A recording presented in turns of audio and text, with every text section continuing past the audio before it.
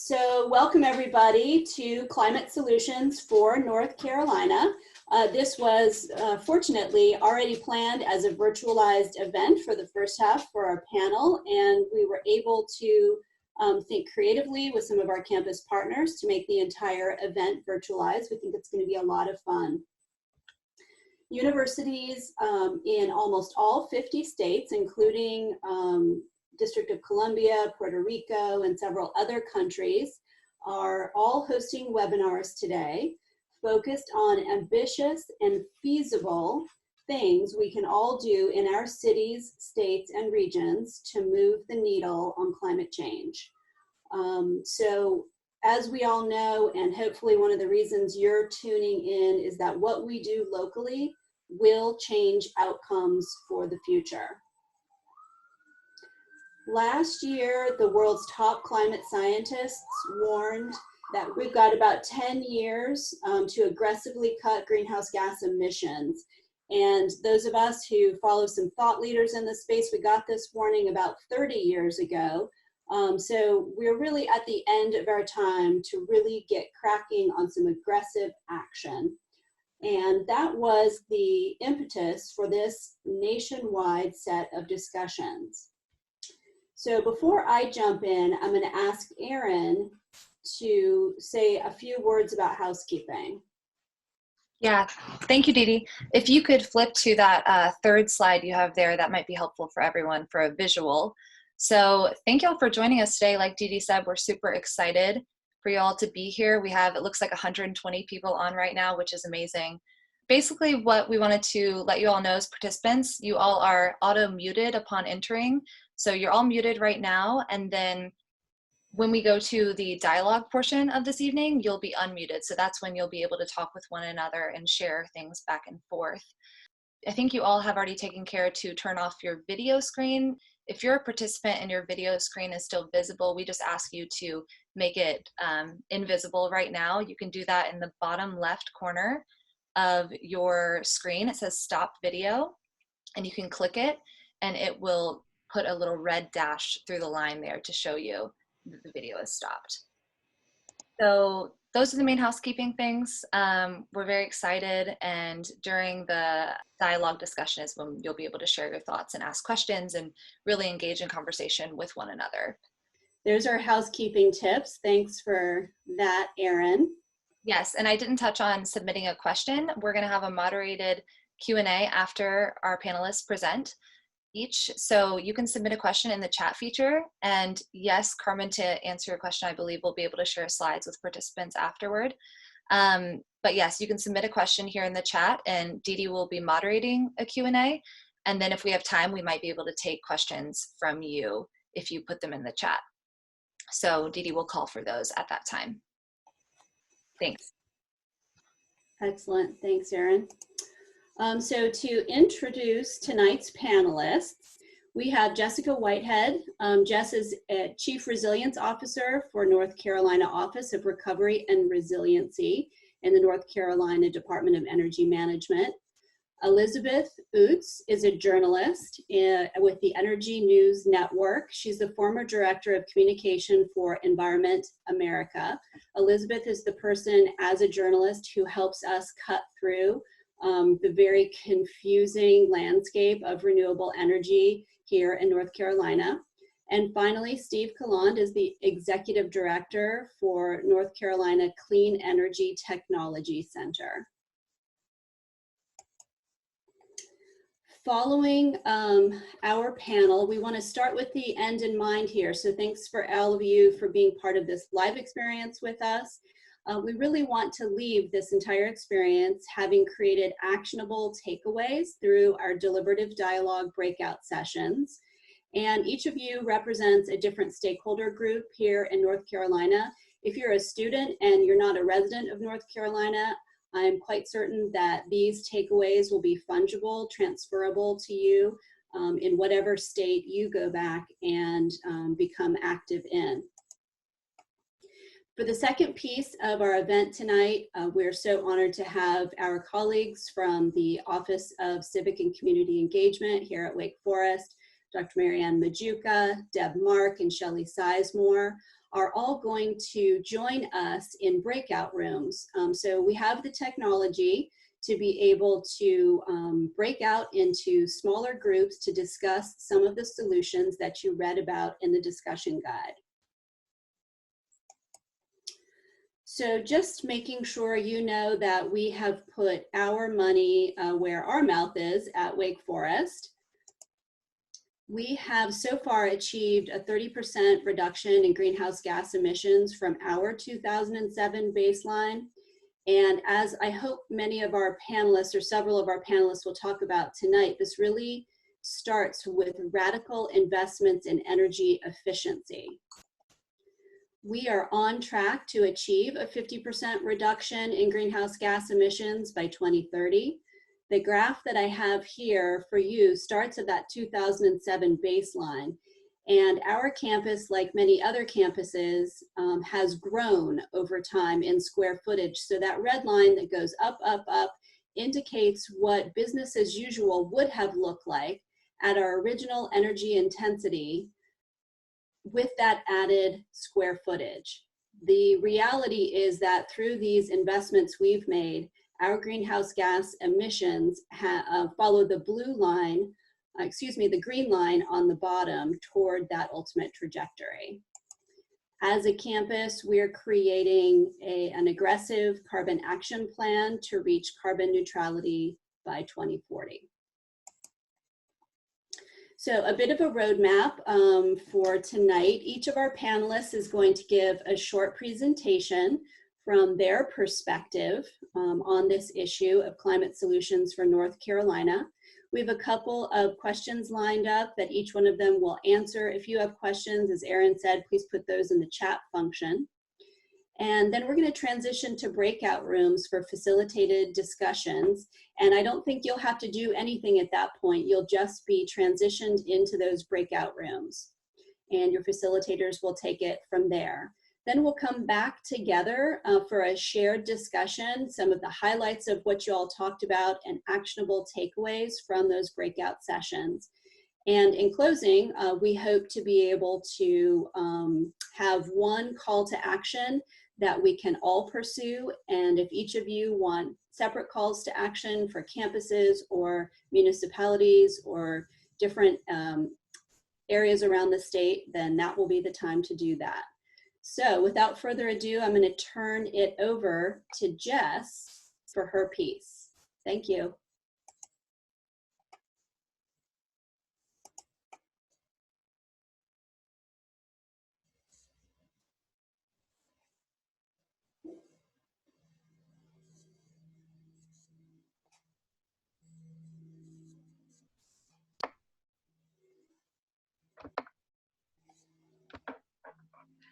All right, good evening, everyone. Can everyone see my screen? Who had that one on your conference call bingo? I'm Jess Whitehead. I'm the Chief Resilience Officer in the North Carolina Office of Recovery and Resiliency. We're a sister agency of North Carolina Emergency Management and a part of the North Carolina Department of Public Safety. So I'm really happy to be talking to you tonight. I really appreciate the invitation. My talk is going to be a little bit different than my other panelists because I'll start up with a little bit about what NCORE is and what we do, because we are a very new office. NCORE itself was created shortly after Hurricane Florence in 2018, really to administer the receipt of the HUD Community Development Block Grant funds after Hurricanes Matthew, and then anticipated additional tranches from Hurricane Florence. So as NCORE was stood up, our COO is Laura Hogshead, our director is Mike Sprayberry, who's also the director of emergency management. No, we do not believe he's had a day off in at least the last month. Everyone who is involved, from Governor Cooper to Director Sprayberry to Ms. Hogshead, all realized that North Carolina needed to make sure that we did not just put everything back to be flooded yet a third time or a fourth time in the case of places that had previously been flooded in Floyd and Hurricane Floyd in 1999. So the resilience team was started to be staffed about this time last year, and Governor Cooper and Director Sprayberry worked together to create a Chief Resilience Officer position. modeled somewhat after the Rockefeller City 100 Resilient Cities programs, but scaling it out to a state. So it's been an interesting process over the last year to really begin to try to figure out what this looks like at a state level. Because while North Carolina does have a population similar in size to some of our larger cities, we have a very diverse geography. We have everything from the metro regions of Charlotte and the Triad and the Triangle, all the way to Hyde County, North Carolina, and farmland that's on the verge of flooding. And the reality that we're looking at here is that climate change exacerbates what we already manage. We're really looking at a changing climate that is going to put more people at risk within the near future and then in the long term to heat, to flooding, to vector-borne diseases. We're talking about these combinations of changing patterns in extreme rainfall events coupled with sea level rise that are going to begin to change the frequencies with which we see flooding in coastal areas. Also going to see changes in frequencies with which you see flooding inland in the Piedmont and the mountains, especially in the mountains where you see coupled with wildfire risk in particular, and those floods that you have after a burn. And this has real results for people. This is not just a abstract thing. We're talking about the viability of our infrastructure. We're talking about whether or not tourism-based economies can continue to exist. And several of our industries like agriculture and the rural heritage in North Carolina is being at risk. The National Climate Assessment in 2018, the fourth US National Climate Assessment Southeast chapter, found that the rural heritage of the American South is particularly at risk from the impacts of climate change. And agriculture, forestry, fishing, all of these resource-dependent industries. By the end of this century in the Southeast as a whole may actually lose over 1/2 billion labor hours from the impacts of extreme heat alone. So we're talking about real things that affect real people. And how do we move on that going forward? I'm going to talk a little bit about climate change. Believe it or not, I did actually used to be a scientist at one time. And as part of Governor Cooper's Executive Order 80, there was a panel led by Ken Kunkel with NC KICS and NOAA that produced an independent climate science report for the state of North Carolina. I'll talk a little bit about EO80 in a minute, but I wanted to run through some of the key results for our state to set the context. As we're looking at some of these graphs, for those of you who aren't quite as familiar here, the RCP 8.5 and 4.5 refer to representative concentration pathways for greenhouse gas emissions. These are global scenarios. None of these is a forecast, it's a what if. And in many ways, if those of you who are old enough may remember the Choose Your Own Adventure books. We're in a high stakes game of choose your own adventure with the rate at which we emit greenhouse gases. As we're looking at that 8.5, RCP 8.5 scenario, we're talking about greenhouse gas emission rates which continue to increase. 4.5 shows us doing something about that.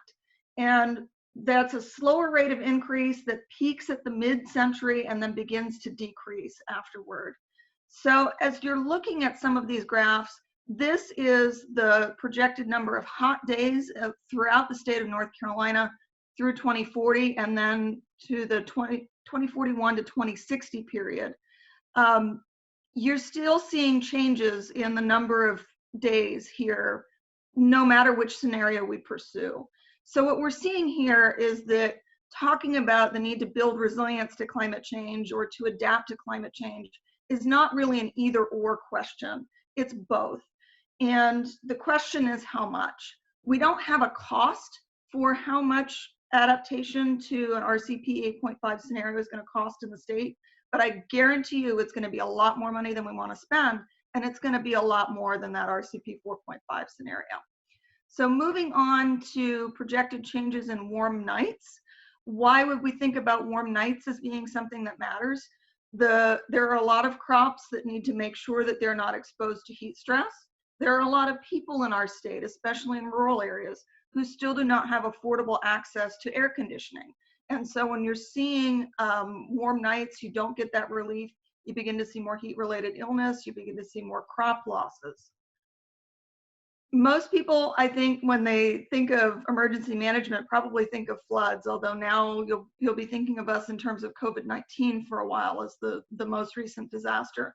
But as we think about the number of extreme precipitation events, which the independent panel defined as days with precipitation of greater than 3 inches, you see a big change in these projected not just the annual precipitation, but these big events. And you see this in places like the metro area of outside of Charlotte, like some of these areas of northeastern North Carolina, where some of our poorest counties are, here in the mountains. And that really, in some cases, is regardless of the scenario as we go forward into 2041 to 2060. Sea level rise, that's always the big one that people think of. Long before you see permanent inundation in places, you're going to see an increase in the frequency of high tide flooding. So that flooding that happens as you have a high tide. And looking at varying scenarios, again, depending on the greenhouse gas emissions scenario, looking at changes by the 2050 period, anywhere between about 40 to as many as around 160-ish days in Duck, where you experience shallow coastal flooding at high tide. Wilmington, for various geologic reasons, has a little bit longer, but then as you get into the 2060s and 2070s and end of the century, you see a very, very rapid shift in terms of the number of potential high tide flooding days in Wilmington. So what can we do about this? One of the things that my team has is we have a vision of what does a resilient North Carolina look like? Because that's a term that really gets thrown around, I think, without thinking about what it is. If you spend time on Twitter, you've probably seen that resilience is just soft climate denial. The reality is, the U.S. Climate Resilience Toolkit defines resilience as the capacity of a community, business, or natural environment to prevent, withstand, respond to, and recover from a disruption. And so a resilient community then is one that can rebound and adjust and adapt and thrive no matter what the challenges that a community faces. It's much more about just building right back the way everything was after a disaster. It's more about making sure that your community has the ability to bend but not break, or to bounce forward rather than to bounce back after a disaster. So our team really views resilience as a process and not an end goal. It's a concept that we really are starting to look at ways that we can bring new methods to the table, that we can find new ways of helping people work together, and all of these things greater than the sum of their parts. So what does this begin to look like? Some of the things that my team has done over the past year, one of the first things that we did was leverage into the already existing Executive Order 80 on climate change from Governor Cooper. That process has been led by DEQ, and it's led to the production of a clean energy plan, a zero emission vehicle plan, a statewide greenhouse gas inventory, a statewide motor fleet vehicle plan. We had actually been on track to release the statewide climate risk assessment and resilience plan by the end of March, prior to COVID-19. That draft has been completed, but it's still waiting for the cabinet secretaries to review it. So don't have a whole lot of that I can talk to you about. Other things that our team does is we run the State Disaster Recovery Task Force, and we're in the process of working to transition those subcommittees to not only look at recovery, but also building disaster resilience and climate resilience throughout the state. We take a role in the CDBG mitigation funding and other federal grants. In particular, working with the rest of our colleagues who are funded by HUD in NCORE to find opportunities like making sure that if we don't necessarily have a really good flood model for an area and we know that somebody has already flooded once, twice, When NCORE provides them funds to rebuild a home and elevate them, we're not going to elevate them 2 feet just above whatever the map base flood level is. We're going to elevate you 2 feet above whatever the highest level of water is that's ever been inside the property. And then what I want to talk about, because it has things that you can do in it, is our quick start guide for local governments. This is about to release. I think the press release should be going out tomorrow if it does not go out tonight. I'm going to skip this then to really focus on this, because there's pieces of it that you can do, especially as you're home and in your communities. What do we know about resilient communities? Resilient communities are really those that are prepared, connected, and adaptive. And preparedness involves understanding your current risks and your future risks from disasters, from climate change, from pandemics, and having the infrastructure to be able to have the capacity to deal with those shocks with minimal damage. Connectedness is the ability to collaborate across a community and to make sure that everyone who needs to be at the table is there at the table and has a voice.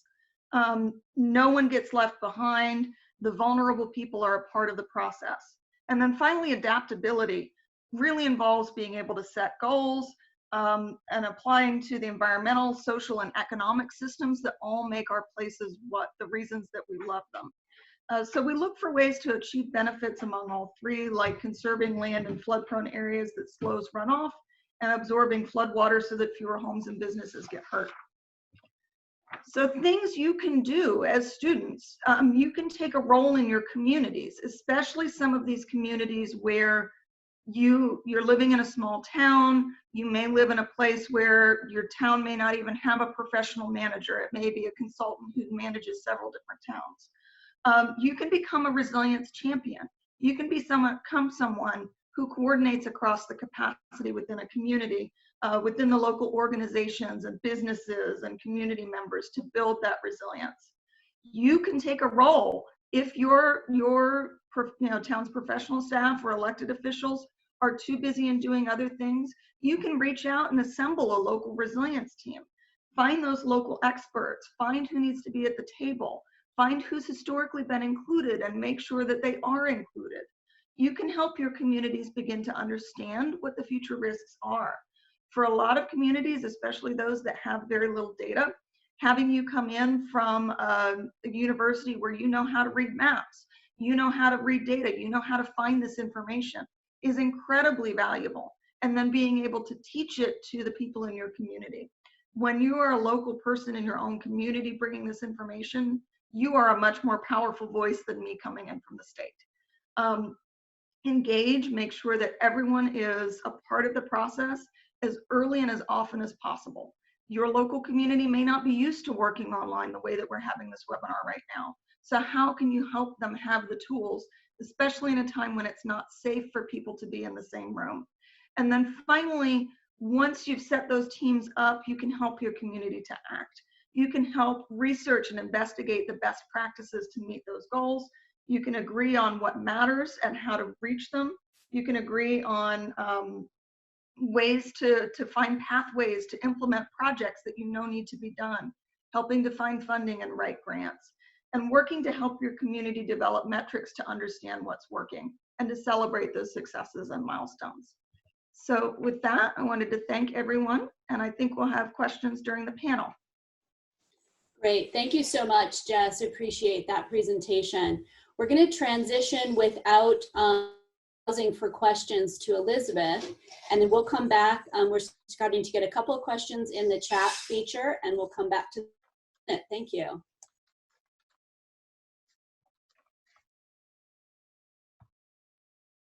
Great, can everyone hear me? Thanks very much for having me on this panel. As Dee Dee mentioned, I currently work as a reporter with the Energy News Network, which is a national network of journalists covering the clean energy transition, in all 50 states. And I focus on North Carolina, but I've been doing this work as a reporter for about 3.5 years, and before that spent almost 20 years as an advocate focused on environmental and energy issues in North Carolina, and most recently, before becoming a reporter, as the communications director for a national group, Environment America. So I report on these issues, obviously from the perspective of someone who's been steeped in both the policy as well as the communication aspect of this work. I hope everyone is adjusting to work from home life. This is pretty usual for me. I normally work from home, but normally on the phone. So Erin is helping me out with the technology and is gonna move the slides as I ask her to. So sorry, I'm a Luddite in that regard. Okay, so just focused on sort of what are the things that we can do in terms of handling some of the climate change impacts that are already baked in based on the temperature levels that have already risen and the amount of fossil fuel pollution that's already in the atmosphere. I want to focus on how we can avoid the very worst impacts of climate change, and most experts, most scientists say that means especially countries like the US need to very, very dramatically reduce their fossil fuel emissions by mid-century. And most people say, you know, the sort of gold standard of how to do that would be to get to 100% renewable energy. And that's certainly a phrase that I'm sure a lot of people have heard and is, of course, far more easy to say than to do. And it's, you know, there's dozens and dozens and hundreds of policies that can help get us there, but I want to focus on kind of these three key steps towards achieving that 100% renewable energy future that we need by 2050. So step one is that right about now, about 5 years ago, people said by 2020, we should be stopping any new investments in fossil fuel infrastructure. So everything from power plants to pipelines, those are the big ones. So to export terminals, there's more. The second thing we need to do is dramatically cut our energy use on the level of 40%. And then the third thing is that we should make everything run on electricity, including and especially our transportation. And then once we can plug everything in, then and then at the same time as we're electrifying everything, then we also want to be cleaning up the grid so that it's powered with wind and solar and carbon-free sources. I'm going to just say one word about nuclear, which is that these sort of three steps, and especially the cut energy use 40%, is based on the idea that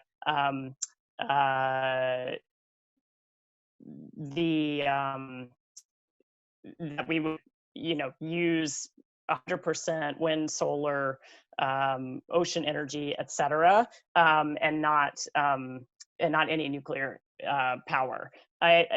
Most folks, I think, as the climate crisis has become even more, as it's become clear how urgent it is, and the impacts have become clearer. I think most folks have now said, okay, well, there's different opinions about nuclear, but most folks would say, let's certainly not build any new nuclear, but we might not retire all our nuclear energy in the next couple of decades. So I'm just going to kind of set that aside because, again, these three steps are incredibly complex and would be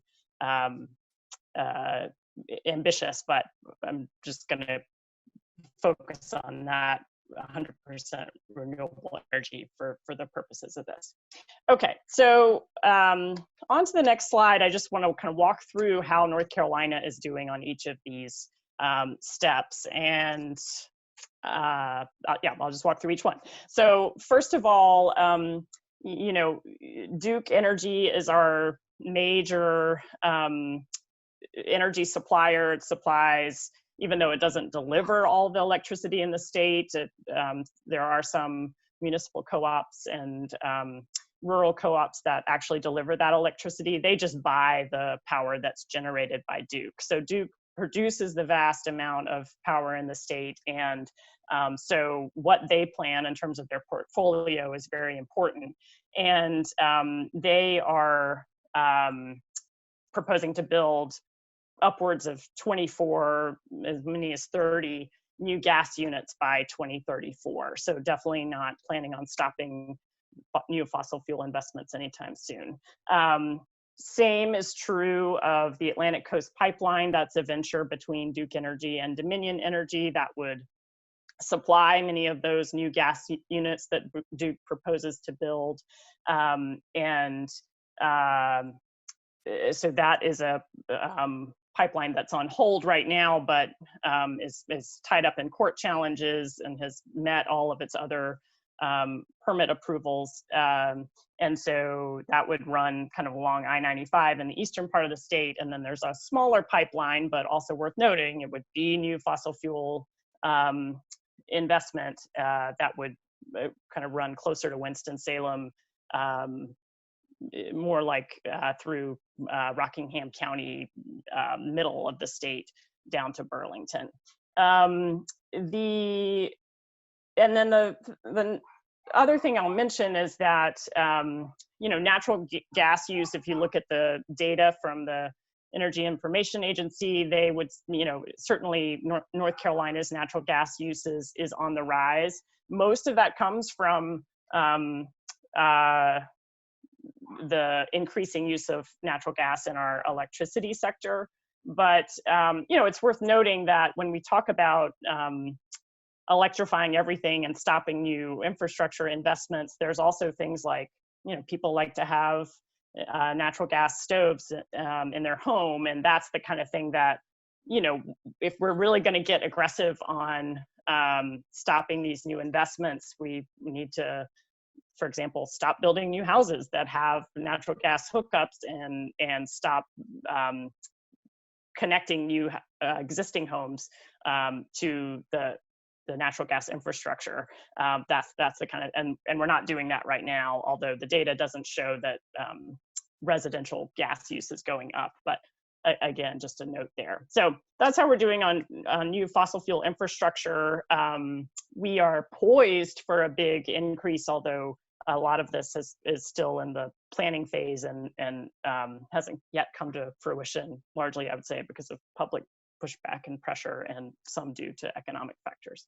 Okay, next slide.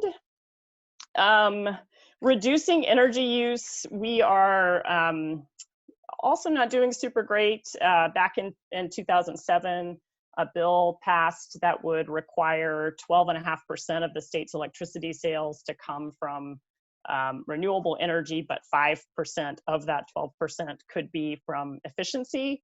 And it was thought that would, help bring down the cost of the, compliance with the bill, and would, would be a boon to energy efficiency.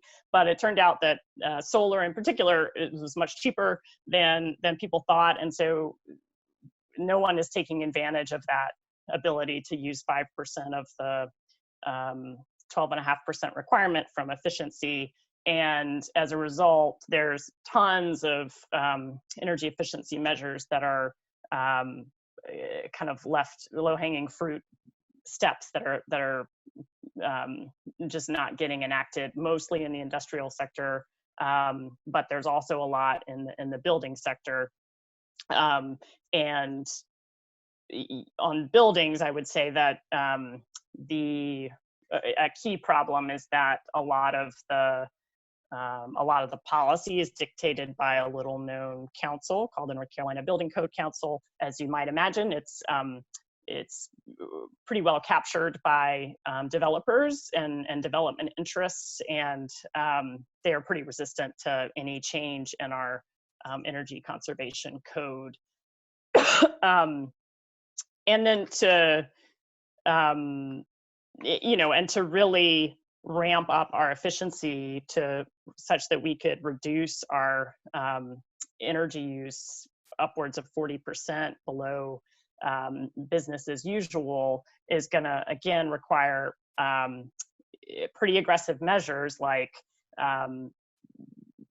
preparing every new house that's built in North Carolina to be a net zero home so that it uses no more electricity than it produces on site from solar, et cetera. And, you know, we're nowhere near that. Our energy conservation code is pretty far behind where the kind of national group that advises on energy conservation says it should be, and also behind many other states.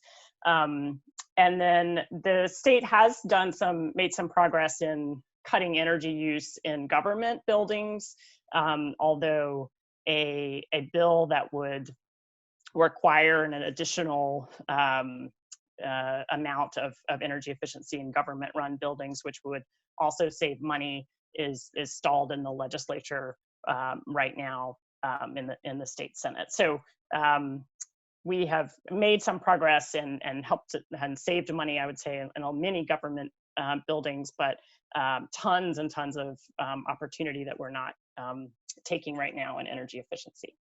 And then let's move to the next slide. In terms, oh no, go back one. There we go. So this last step of electrify everything and then clean up the grid. You know, North Carolina is often cited as a solar leader, and that's true. We have the second most solar energy capacity in the country, and that's great. It's still, you know, if you look at Duke Energy's electricity sales, it's still just about 5%. So it's, you know, way below what we need in terms of 100% clean energy. So we still have plenty of work to do in terms of growing solar energy, and we can do that through more large-scale solar farms, but the place where we could also make a lot of progress is with rooftop solar, which is a very small amount of our solar energy right now. And then I'll jump to the third plank before I go back to the electric vehicles piece. But the reality is Duke is still not planning to aggressively invest in renewable energy or supply renewable energy 15 years from now. So its latest 15-year plan shows that it just wants 8% of its sales to come from renewable energy. So not in a great place right now, and right now don't have plans to get a lot better in 15 years. And then in terms of the vehicle piece, in terms of this phrase, electrify everything, the idea, right, is that if, obviously right now our vehicles mostly run on gasoline, that's creating carbon pollution. If we convert them to electric and then plug them into a clean grid, then they'd be zero emission. So that's great. North Carolina is, you know, okay, it's kind of middle of the pack in terms of electric vehicle adoption right now. We have about 6,000, maybe upwards of that. And Governor Cooper wants to get us to, as part of EO 80, which just mentioned, wants to get us to 80,000.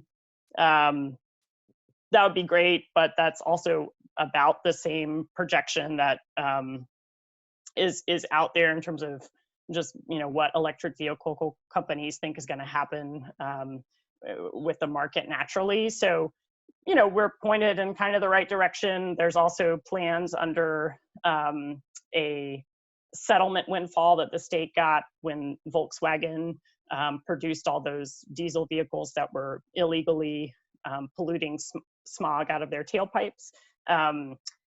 There's plans to use some of those funds to convert our transit buses and school buses to electricity. So there's some movement, but again, a long way to go.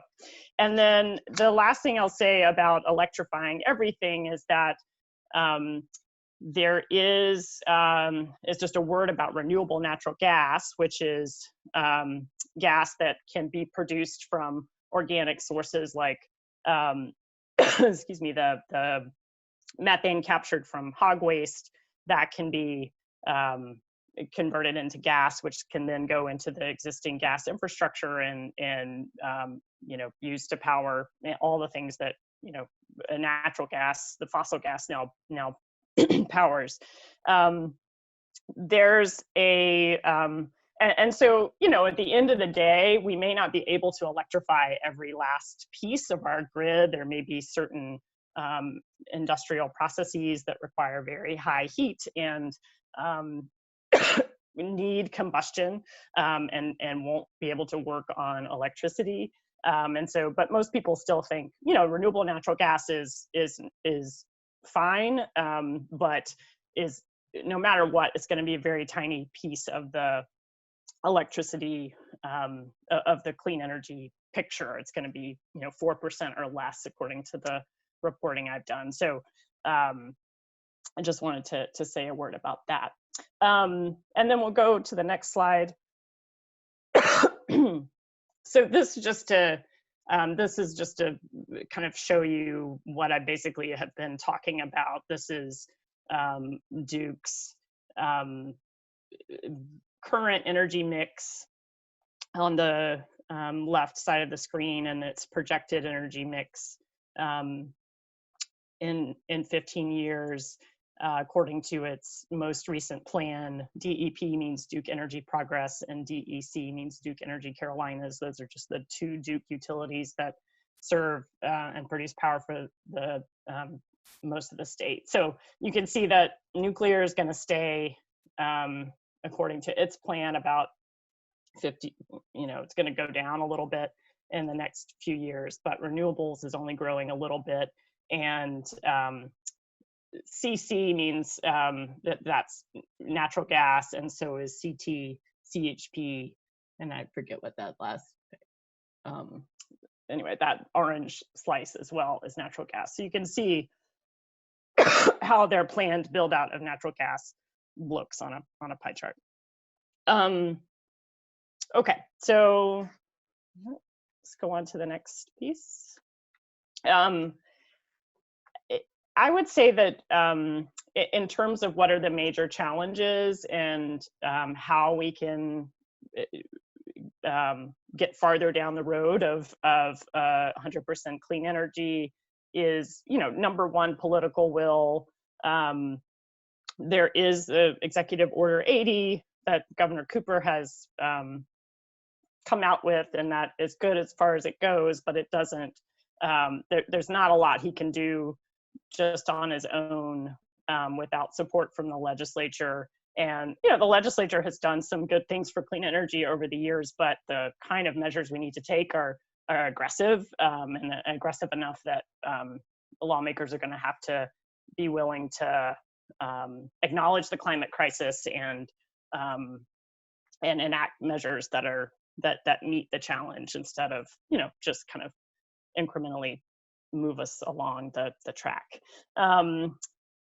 The second challenge, you know, I could say just Duke, but it's not just Duke Energy. It's that this is a utility that's investor owned. It has a monopoly and it's driven by profit, and so that presents a ton of challenges in terms of how does the if that's the model we're going to have, then how do we align the incentives so that Duke has the incentive to sell less electricity, which is essentially what we need them to do, right? We need to dramatically cut our electricity use, and we need to grow the use of solar panels on people's houses, et cetera. That is, you know, that's just one example of the challenges that are come with the monopoly electricity utility model. And then finally, I would just say the transportation sector. There's a lot that the governor just came out and the DEQ just came out with a clean energy plan, which, you know, is 50% carbon-free electricity by 2050. I mean, excuse me, 100% carbon-free electricity by 2050, which is good, but that, you know, transportation is actually the biggest source of global warming emissions in the state and in the country. And so, and electric vehicles is good, but we need a more comprehensive and aggressive plan to address emissions from that sector. And finally, and just in terms of, you know, what folks can do, I would say that there's North Carolina, like many states around the country, has there are a lot of cities and counties that are taking action. And I think thanks to Gail and other groups that are on this call, they're adopting their own 100% clean energy resolutions, and that is great. But I think there's only so much they can do, because most of them buy their energy from Duke Energy. And at the end of the day, what we're going to need is coordinated, comprehensive policy action at the state as well as the national level in order to achieve the kind of, again, aggressive measures that are needed. And so what you can do is, I would say, demand them of your elected officials.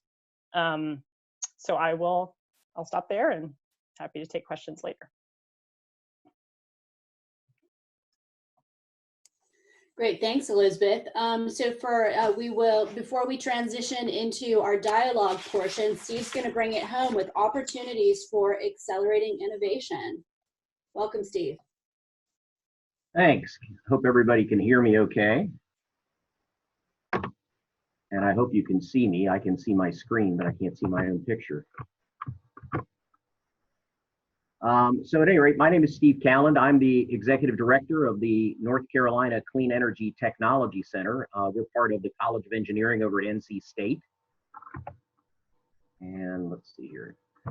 We've been around as a center at NC State since 1988. We actually came out of a project here at NC State. For those of you that are here, or at least virtually here at NC State, you may know the Solar House over by the McKimmon Center.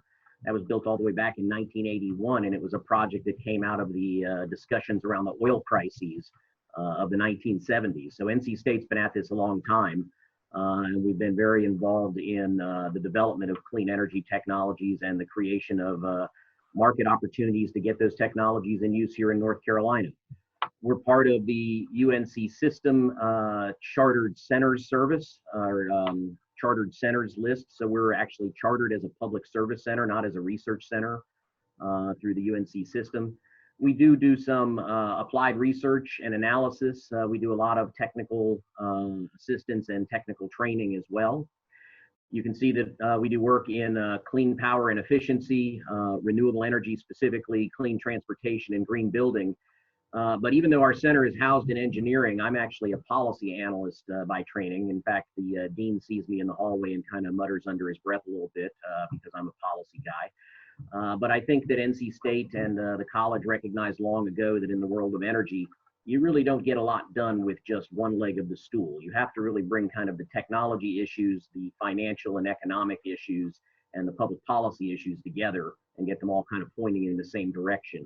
So we do a lot of work in energy policy.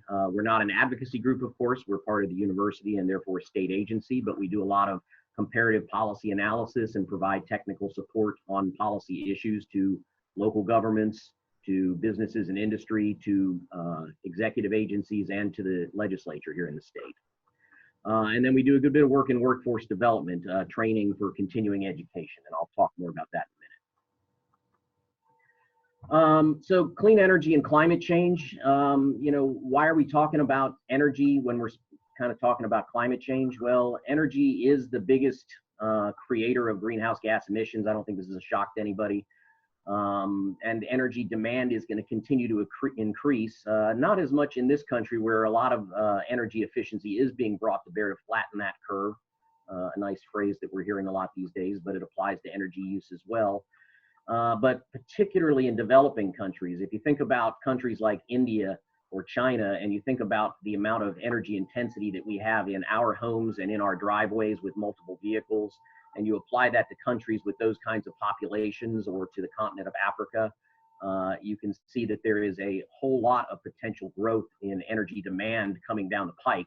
Nobody wants to live in a substandard way. Everybody wants their fair share. And so we're going to have to figure out how to satisfy that growth in demand while not growing and in fact reducing to the point of almost eliminating our climate emissions. On the clean energy discussion, there's a lot of people that get into this discussion about clean energy. Renewable energy is a subset of clean energy. It is obviously probably the best options, particularly solar and wind, that really don't have a lot of negative externalities associated with them. Although I will say that particularly these days, we are seeing increasing competition around solar and wind because they do take land out of other possible uses. And so siting issues around solar and wind projects is getting increasingly competitive and complicated here in North Carolina and around the country. That said, there are other renewable technologies, but they have their own issues. We heard a little bit about biomass and renewable biogas earlier. Those are potentially pieces of the puzzle that are better than coal, but not perhaps better than other options that we have on the table. And so there's complexity around the bioenergy discussion. Hydropower, there's a lot of really good, cheap, clean hydropower out there, but it has its own environmental footprint. Taking out dams is going to create footprints in one direction. Adding new dams in places, there aren't a lot of good places left to add dams, frankly. And even if you did, there are a lot of environmental implications to that as well. The clean energy pieces, solar and wind are probably the big pieces.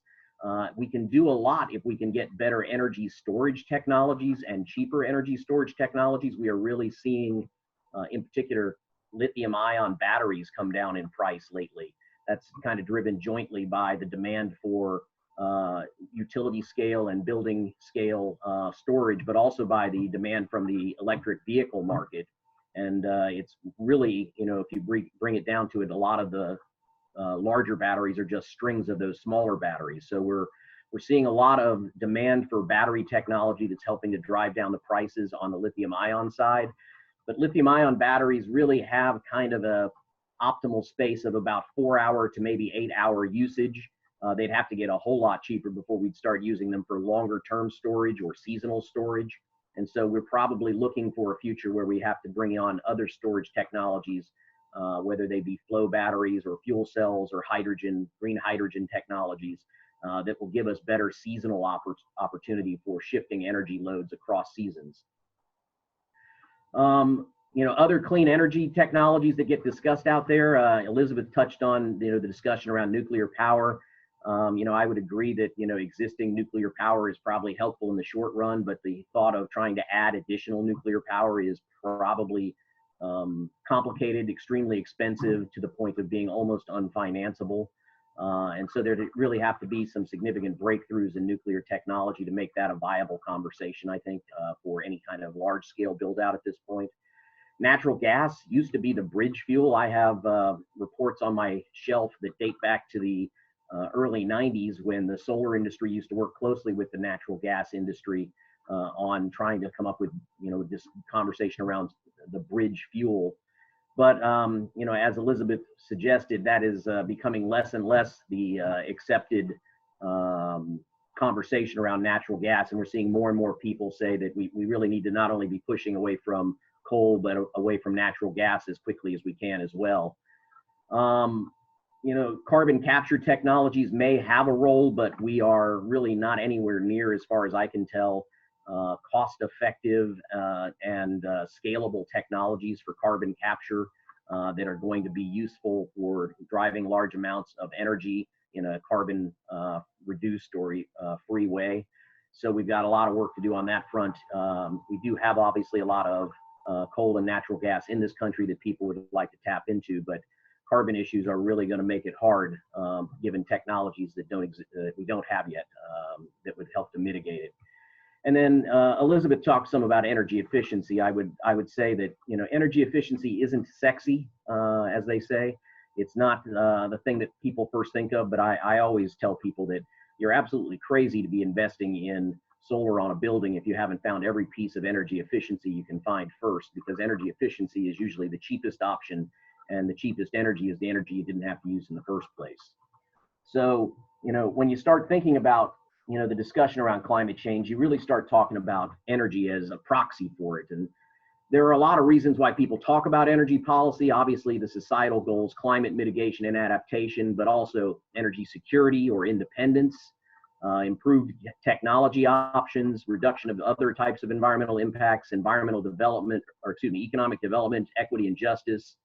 There's distributional goals around energy policy with minimum welfare standards, regional economic considerations, trying to attract jobs to your area. And then special interests drive a lot of energy policy, some of them, being more societally or publicly focused, some of them being more economically focused interests.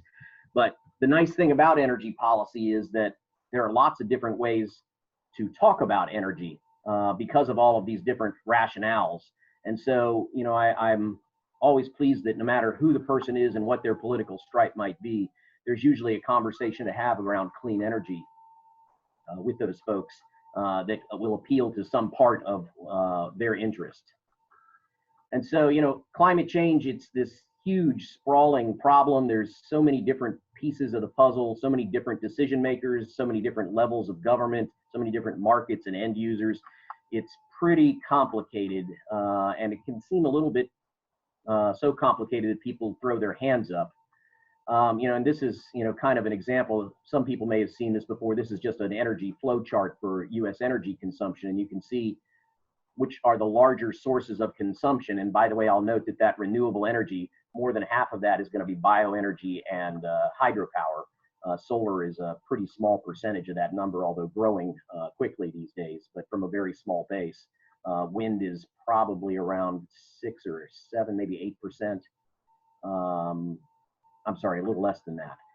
But at any rate, if you look at these numbers, all of this is basically a way that we provide energy for end users in these 4 major sectors: transportation, industrial, residential, and commercial, with the electric power sector being kind of an intervening piece. And what you find is that a lot of public policy is focused around electricity because it's one of the easier things to impact through policy mechanisms. But if you look at the biggest single piece of energy end use, transportation, it's a very tiny percentage of electricity that goes into transportation. It's almost entirely petroleum. So as we were talking about earlier, that shift to electrify things and to move out of transportation from fossil energy and into transportation through electricity, where it can be cleaned up at a central station or in a more centralized fashion than with all the tailpipes around the country, that's going to be a big task for us to try and achieve over the next few years. Industrial energy has some similar issues, but really, if you think about buildings, residential and commercial buildings, that may be one of the hardest things. Buildings, once they're built, tend to stay in stock for 80 years or longer even. And so trying to fix a bad building once it's built is particularly challenging, and it's why some of these energy efficiency investments are so important. North Carolina, specifically, when you get into it, we are not the top of the heap, if you will, in terms of energy policy and drivers. We used to be a little bit better, but we've started actually dismantling some of the key rules that help to move us into being a regional leader. I won't go into what PURPA is, but if you're interested, Google it, or we can talk about it in one of the breakout sessions. But this is a set of utility rules that makes utilities' use of renewables more feasible. We used to have a state tax credit for renewable energy that was allowed to expire a couple of years ago. Interconnection policies for connecting these technologies to the grid remains extremely challenging in this state. And so there are a lot of problems when you compare us to other regions of the country. But that said, we are the second largest user of solar energy in the country.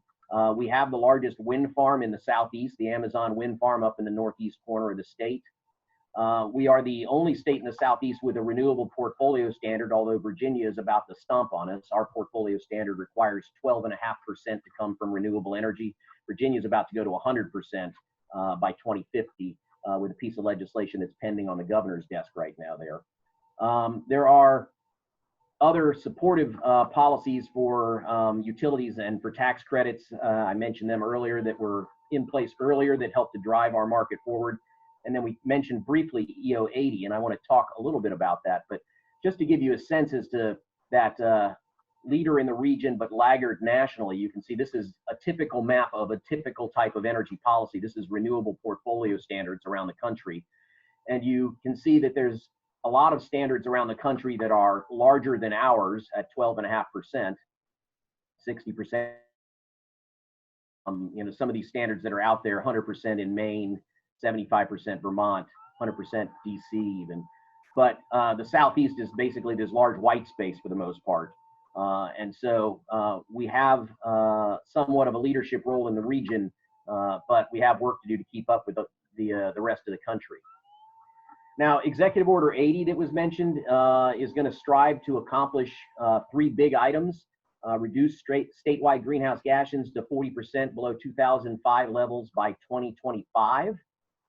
Increase the number of registered ZEVs, zero emission vehicles, by to at least 80,000 in the state, and to reduce energy consumption per square foot in state-owned buildings. These were the major elements of the executive order, but it also called for a whole series of plans to be developed by agencies, and you saw some of these mentioned earlier. That was developed by DEQ and finalized a few months back, and now we're working on the implementation plan for this. That plan has over 100 elements of different things that could be done to help drive clean energy into markets in North Carolina and into government use. The climate risk assessment and resiliency plan is almost completed. The greenhouse gas inventory is underway. The Department of Transportation is working on a zero emission vehicle plan, which has actually been released, and now they're working on implementing that.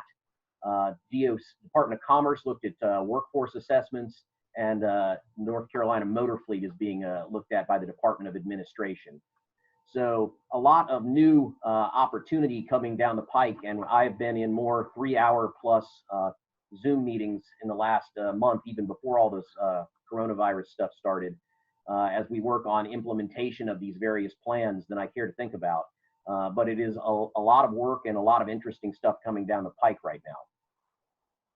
So my little what you can do slide, I would kind of break it into 3 categories for the students. You know, in school, when you're there right now, there are a lot of really good curriculum programs at the various universities in the state working on clean energy. And there's a lot of different flavors. You can get highly technical, move a molecule from here to there to change the absorptive properties of such and such in the various engineering programs, the very, very technical programs, all the way down to programs that are much more oriented towards either site planning and site mitigation, working with you know, the people that are actually locating solar farms and wind farms in different locations. Up at App State, they've got a great curriculum in their appropriate tech department that helps to bring people into skill sets that are necessary for solar development and for renewable energy development. So that's a big one. Internships, there's a lot of internships in this state, opportunities for internships in the clean energy space, because we have a lot of companies in the clean energy space. And if you're having trouble finding them, look at some of these groups like the North Carolina Sustainable Energy Association that I mentioned down here, or the North Carolina Clean Energy Business Alliance. They are 2 organizations that represent a lot of the clean energy companies in the state, and you can go to their websites and hunt down their HR folks to find internships. Another one that gets underplayed, I think, is university contests. There's a list of some of them here on this NREL website at the National Renewable Energy Lab. And this is just the logos of some of them that I picked up off the web in about 20 minutes of Googling around. But as you can see, there's lots and lots of opportunities for students to work with faculty to develop opportunities to participate in national competitions sponsored by the Department of Energy, sometimes sponsored by the U.S. Department of Agriculture, sometimes by EPA, sometimes by NIST. All of these federal agencies are putting resources out there to help drive these competitions. I will tell you that faculty frequently don't have time to fool with this on their own. They've got their research agendas they've got to work on. But these are great opportunities if you can work with faculty as guides to help, you know, reach out to industry and get donations to help drive some of these kinds of competitions. You know, it's a great opportunity to get experience working with real world companies and learn more about the renewable energy sector. A second area is when you graduate, join the industry. We need people in this industry. This is an area where, you know, during the last financial crisis, this was one of the few areas that continued to expand nonstop the entire time we were hiring people. Last time I checked, the #1 job in the country in terms of job growth was wind energy technician. I think number 2 on the list was actually solar energy technician as Department of Labor statistics. So there's a lot of demand in this industry for folks right now. And the skill sets that you need are not just technical. This is an industry that has, all kinds of business needs as well. So finance or, various types of business degrees are helpful. Engineering degrees are obviously helpful. And then even, more biological science issues are places where we have a lot of jobs these days as well because of some of the siting issues that we have to sort through. There is a number of job fairs that come around for the clean energy industry in North Carolina. The Research Triangle Clean Tech Cluster has one coming up that I just saw on their website. It's one, but I'm sure there are lots of other ones out there. And so that's something else to look for. And then last, stay informed so that you're ready to do whatever it might be that you want to do, whether it's to join the industry or get involved in advocacy. There are lots of environmental groups that work on clean energy issues in the state right now. As a matter of fact, I've seen some of the folks from some of those organizations in the chat already. NCSEA is an organization that I sit on the board of directors of. It's the North Carolina Sustainable Energy Association. It's been around for a long time, and it focuses explicitly on sustainable energy issues. And then Elizabeth, I'm not sure you mentioned it, but your own Southeast Energy News newsletter, which is free. I read it most mornings before I'm done with breakfast. It is a fabulous resource for keeping up with what's going on in the Southeast, and they have additional newsletters that cover other regions of the country as well.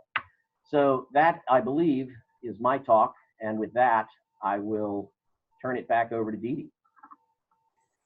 Thanks, Steve, and thanks to all 3 of you for walking us through kind of the big state perspective on resilience through some renewable energy policy issues, and then into some of the nuts and bolts with Steve. I can really see a lot of grist there for civic action, some really good conversation. So since we're a little bit off of our original schedule, we're going to go ahead and transition into our deliberative dialogues. Each of you will have a facilitator. There will be ground rules for the dialogues in each room. We want to make sure that all voices are heard and that we are working by the end of our time toward some insights from each group. So for those of you who are industry experts, I'll invite you to resist the inevitable temptation to be the 4th panelist and to really make this a community conversation for all stakeholders.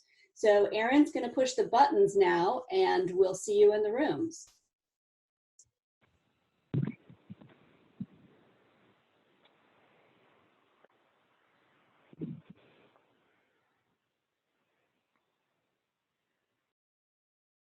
Let's also try to listen generously to each other. So if you're a person who tends to talk a lot, maybe take a small step back. And if you're a person who maybe holds back in these types of situations, challenge yourself to take a step forward. And we'll try to hear from everyone because we have a very rich group of people in this dialogue.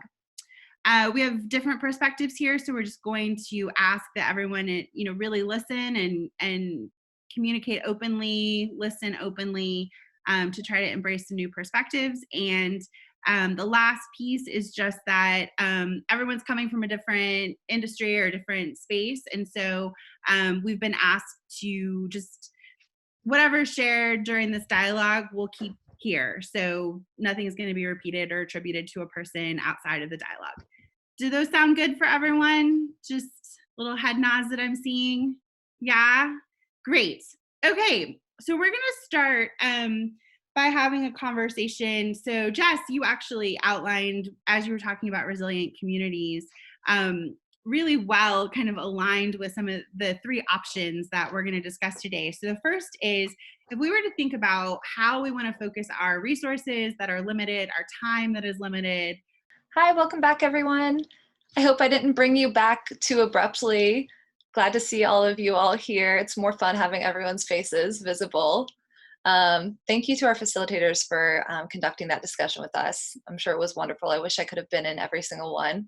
I think at this point, if our facilitators from each room could just share out some action items or perhaps some key themes or things that came up in your discussions, just so we could each get a feel for what happened in each room, that would be wonderful. So Deb, Shelley, or Marianne, if one of you wants to jump away with it, we'll have some sharing. I'll start. Hi, my name's Deb. I was in breakout room 1. Some things that we talked about and really focused in on were education. What does it look like to educate folks? Someone used the example of the coronavirus for in thinking about how we all wouldn't know how to stay home or what to do. It took large scale education and folks really understanding why we need to do this. So really thinking about what does it look like to educate folks, not only in college, but also from a young age around what their part in reducing carbon emissions are, being involved in climate change, and thinking about that. We also talked a little bit about community, and someone in our group put it really nicely that it's really important for us to remember that we are not individuals, that everything that we do impacts those around us, and we're a community. So what does that mean and what does that look like? And how important it is for us to all take individual accountability.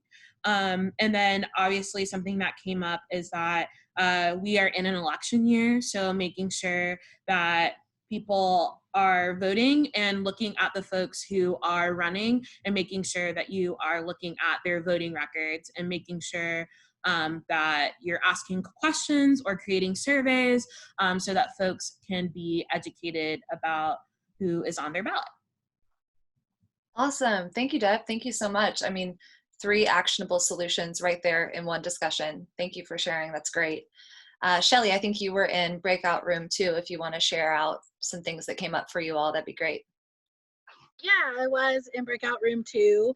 The room that I was in talked a lot in each of the options around like really thinking through how it would, like imagining if it could be possible, right? Like really thinking through how it would happen. We also had voting come up as an action step to what Deb said, really doing research around your candidates and making sure that they're going to be doing the things that you think is best in this context. So that was an action item. Another action item that came up was right at the very end, and unfortunately the person got kind of cut off, but I'm going to try to put where I think they were going. So near the end was this idea of really like kind of inspired by option 2, like looking at our local systems, looking at our local governments, asking the person had referred to option 2 as a low-hanging fruit, right, option, which I think is a good characterization, like looking at what we already have in our communities that are going to help us weather changes that come as a part of climate change.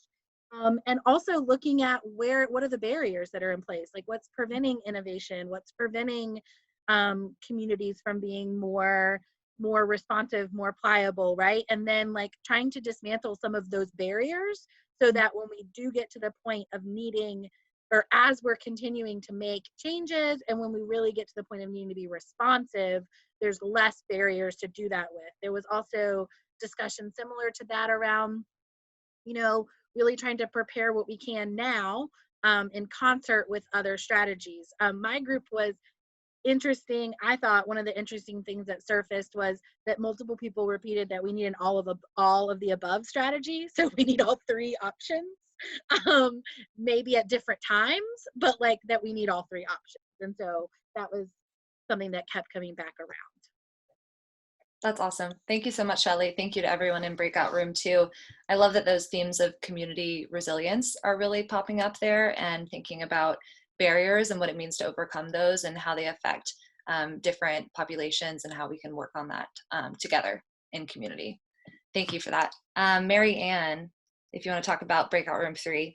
Absolutely. So we talked also about the need for public education. We talked about, one person talked about having awareness raised and kind of environmental education at a younger age, and how that helped to instill an understanding of the environment and what would be possible. We talked about kind of during this moment how we've changed certain habits in terms of our transportation patterns, and if we could think about that more strategically after the COVID-19 moment in terms of how we're taking trips strategically, thinking about our modes of transportation.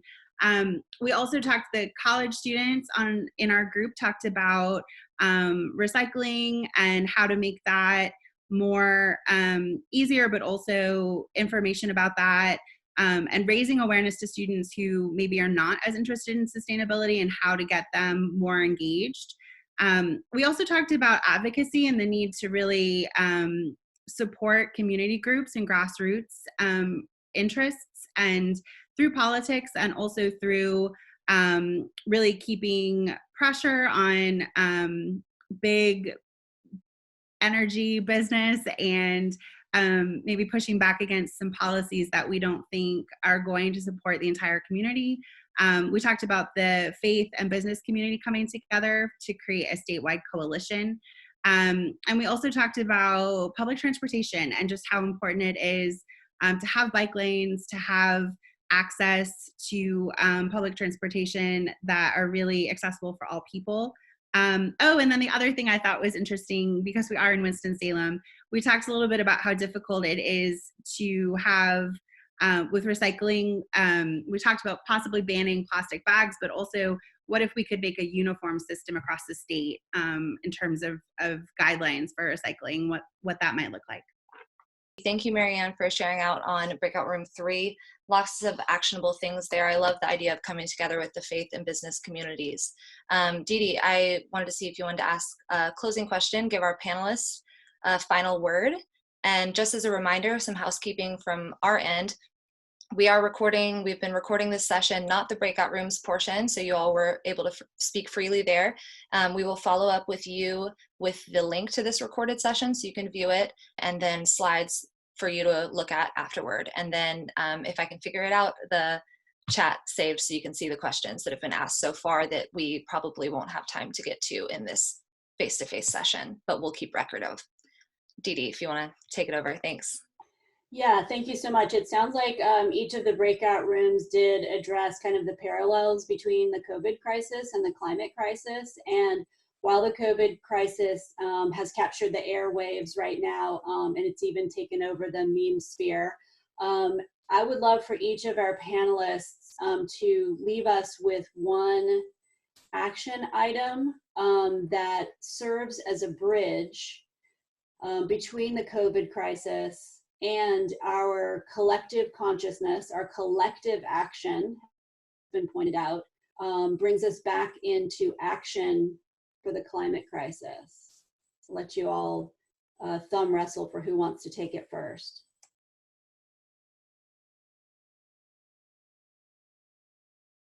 I'm the first one off mute, so I win.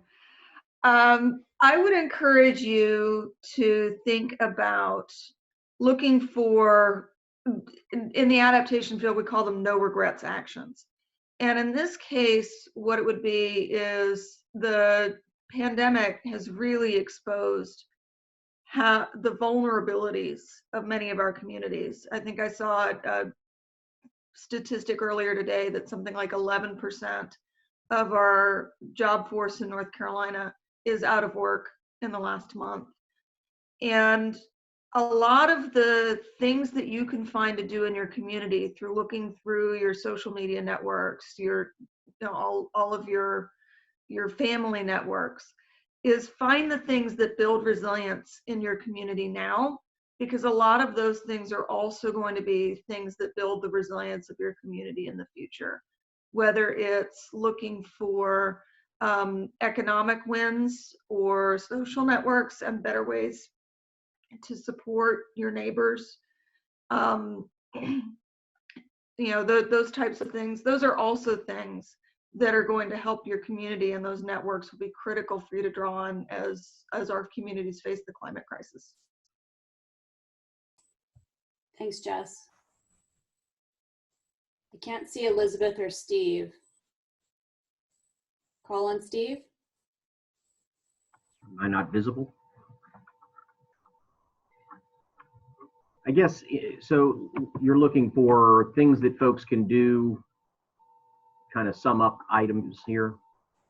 Yeah, kind of how do we bridge our way out of the the current pandemic and the fact that it's captured our collective imagination and action and bridge into a return to climate action? Yeah, it's going to be challenging for a while, that's for sure. On top of the problems with the virus itself, the economic impacts of this are going to make large-scale investments in anything, much less climate, challenging all over again.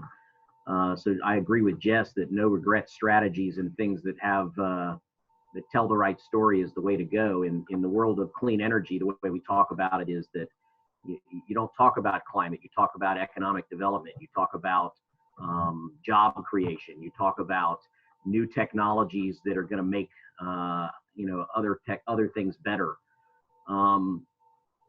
My concern is that it's getting kind of late in the climate discussion game to be trying to sneak around the back door with that kind of language. And so we need to do as much of that as we can, because from a political viability standpoint, I think that's going to be mandatory for a while, particularly in our region of the country. But that said, the young people on this call really need to be starting to take a page out of what some of these youth groups are doing around the globe. If you guys aren't out there trying to make this different, it's going to be too late. My generation has kind of left you holding the bag. And I hope that you guys can do your best to try and get in front of this as fast as you can and start pushing people my age and older to start making changes that are needed. And that's only going to come with you guys getting involved and being active. It's not enough to talk about it. You're going to have to do it. Thanks, Steve. Elizabeth, any thoughts on that bridge? Yeah, I'm having trouble boiling it down to one action item, but I think, and I'll echo something I brought up in a small group discussion, but I think the C virus pandemic and our response to it has highlighted for me that that connection between collective comprehensive policy that is not up to us as individuals, that is getting implemented, by our governments. The connection between that and then our own desire to chip in and be part of the solution and help flatten the curve and blah, blah, blah. And I think that, in climate hawk circles and in reporting circles, there's a lot of talk about, do we need policy or do we need individual action? And, most people come down on the side of, look, it's individual action is not enough. We maybe if we started educating people and getting them to make changes 40 years ago, then it would be enough, but it's far too late now. And so we absolutely need policy and not to focus on getting everyone to be a vegetarian or whatever. And I basically agree with that. However, I think the coronavirus has taught us that the connection between individual action and policy and the aggressive solutions that we're going to need to solve the climate crisis are going to mean that we're going to have to drive less and use more public transportation and cut our energy use in other ways. And so I think the trick is that we've got to start ASAP, or those sacrifices are going to get more and more drastic and more severe. But I also think we have to acknowledge that there are going to be some. We are going to, if we're going to solve this, our lives are going to change by some measure. Great, thanks, Elizabeth. So so far we've heard that we need all three solutions. As group number 2 reminded us, we need to drastically cut carbon emissions. We need to accelerate innovation and empower the private sector to do that. And we need to make sure that our communities are resilient, because we cannot just create solutions that ignore the inequalities and a lot of the inequities that have really surfaced, frankly, during this crisis that we're in right now. So it's given us a lot of signals, and I think it's kind of pulled the lid off the box for everybody to see. So the last thing before we hop off the call I'd like to do is to ask Marianne to say a little bit about what college campuses are doing in terms of empowering voters and how folks should get involved. Thanks, Dee Dee. Yeah, so at Wake Forest University, we have a program called Deeks Decide, which is our campus-wide effort to mobilize our entire campus, students, faculty, staff, but also to work with community organizations and partners. And there's some really wonderful civic organizations in the state of North Carolina, Democracy NC being one, many different leagues of voters and groups that are working to mobilize voter education during this election. One thing that is currently happening for all schools that are part of the ACC, there's a network of ACC schools that are working together to try to amplify educational efforts that are happening really at all institutions that are part of the ACC. So I think that's really exciting. Look out for that on your campus. And so, you know, we're encouraging people to really do some research around candidates, think about what platforms, not just our national races, but local and statewide races are very important, and to do the research to really understand the climate positions of those running for office. Great, thanks, Marianne. Here in Winston-Salem, we partnered up with the Piedmont Environmental Alliance to develop a questionnaire that went out during the primaries to all of our folks who were running for local office, and some of them had great answers and some of them didn't respond, and some of them I don't think had ever thought about how they might respond to such a question. So it's time that we step up and start asking them those questions, and if they don't have answers, that should be a signal to all of us. So we've heard some really great action items tonight that we can all collectively take part in. Thank you all for joining us for this virtual event. And I hope that you've enjoyed taking a minute to refocus your time, energy, and thinking on, as the one meme shows, the biggest shark in the tank is the one that's not just gonna eat, you know, the humans, but is not gonna just eat the big economic collapse, but it's climate change. It's gonna eat the whole thing if we don't get our act together. So let the memes flow and go out and do your work, and we'll look forward to seeing you on the front lines. Thanks, everybody. Thanks, y'all. We'll be in touch.